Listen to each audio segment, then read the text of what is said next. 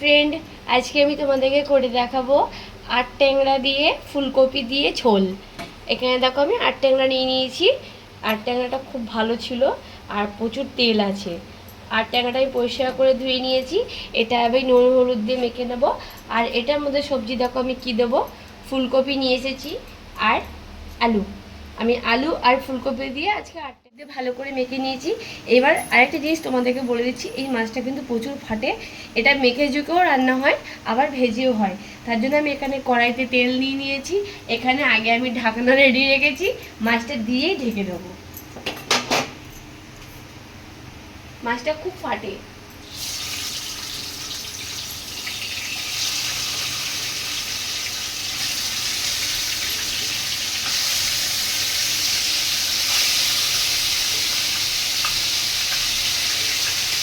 আর এই মাছটা খেতে খুব টেস্ট। যারা খাওনি কখনো, অনেকে ভাবে যে এই ছাল কালানো দেখতে কেমন হবে, দেখতে কেমনটা খেতে কেমন হবে, এটা একদম তোমাকে ভালোভাবে বলছি, ভালোভাবে যেটা আমরা চিকেন বা মাটন করি ওরকম কষিয়ে যদি তুমি রান্না করো, মাংস সাইডে রেখে দেবে। দেখো আমার দুটো সাইডই ভাজা হয়ে গেছে মাছগুলো, বেশি কড়া করে ভাজবো না। এবার এই মাছগুলোকে তুলে নেবো। আমি যেহেতু ঢেকে ঢেকে ভেজেছি, ঢেকে ভেজেছি বলে অতটা ফাটেনি। মাছগুলোকে সব এবার আমি তুলে নেবো। এই মাছটা শীতকালে খেতে খুব ভালো লাগে। আমি ফুলকপি আর আলুগুলোকে ভেজে নেবো। এগুলোকে লাল লাল করে ভেজে তুলে নেবো। এগুলো লাল লাল করে ভেজে নিয়েছি। এবার এগুলোকে সব তুলে নেবো।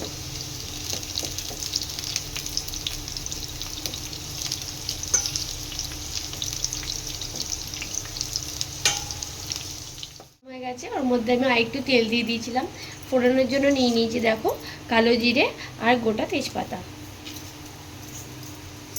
ফোড়নটাকে ভালো করে ভেজে নেব।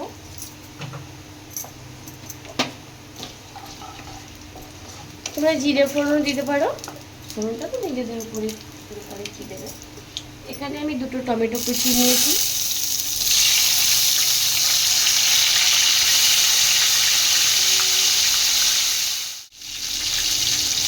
আদা বাটা দিয়ে দেবো 1.5 চামচ।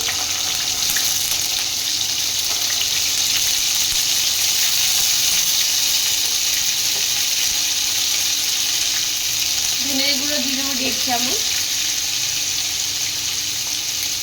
হলুদ দিয়ে দেবো।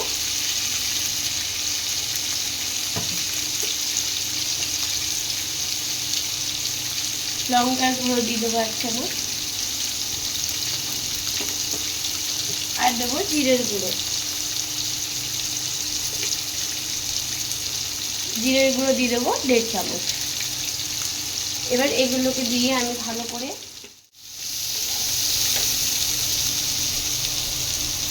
নুন দিয়ে দেবো, কেননা এটা একটু ঝোল হবে তার জন্য, আর মাছেও নুন দেওয়া আছে। এবার এটাকে আমি ভালো করে কষিয়ে নেবো।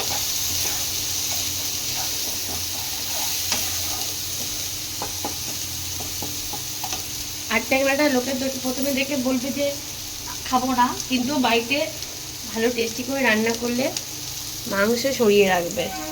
দেখো আমি ভেজে নিয়েছি। আর সবজিটা তোমাদের ইচ্ছে মতো দিতে পারো, যেটা খাবে সেটাই।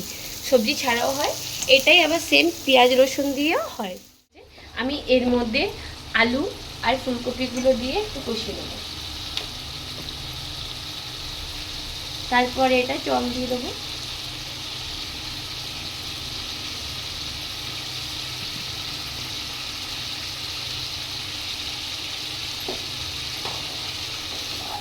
এটাকে দিয়ে এবার ভালো করে একটু ঢেকে কষিয়ে নেবো, তাহলে তাড়াতাড়ি সিদ্ধ হয়ে যাবে।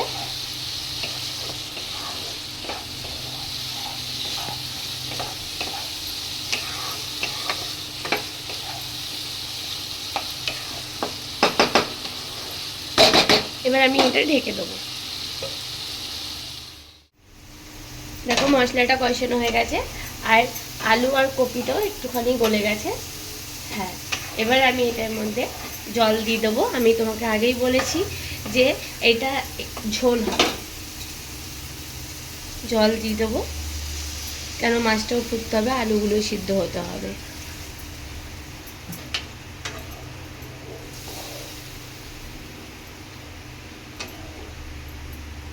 এবার আমি এর মধ্যে মাছগুলো দিয়ে দেবো। আর এই চলে যাচ্ছে মাথাটা। এর মাথা খেতে খুব ভালো লাগে, আর এর যে বড়টা হয় ওইটার মাথা আরও টেস্টি হয়। আর ট্যাংরা মাছ খেতে গেলে আগেই মাথা খুঁজতে হবে। আমরা তো বাজারে গেলে আগে মাথাটা খুঁজি যে বড় মাথাটা কোথায়, কিন্তু সবসময় বড় মাথা পাওয়া যায় না। আর এই সাইজের মাছগুলোই বেশি টেস্টি হয়। বেশি বড় হলে আবার একটু আলাদা টাইপের খেতে লাগে, ছাবড়া ছাবড়া হয়ে যায়, কিন্তু এই মাছটা খেতে খুব ভালো লাগবে।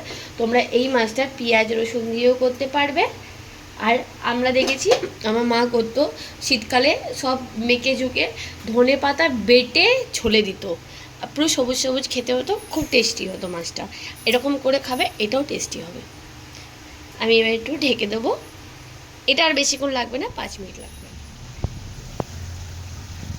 দেখো আর ট্যাংরা মাছটা আমার রেডি হয়ে গেছে, আলুও গলে গেছে আর ফুলকপিও গলে গেছে। আমি এটা ঝোল রাখবো বলেছিলাম, তার জন্য এখন আমি গরম মশলা দিয়ে দেবো। যদি ধনেপাতা দাও তাহলে আর গরম মশলা দিতে হবে না, কিন্তু এটা দুটোর মধ্যে একটা দিতেই হবে। আমার আর ট্যাংরা মাছটা রেডি হয়ে গেছে। কেমন হলো প্লিজ তোমরা কমেন্ট করবে, বাড়িতে ট্রাই করবে। এই মাছটা খেতে কিন্তু খুবই ভালো লাগে। লোকে অনেকে দেখে বলে যে এই ছাল কালানো মাছ, কিন্তু এই মাছটা এইরকমই হয়, কিন্তু এর টেস্টটা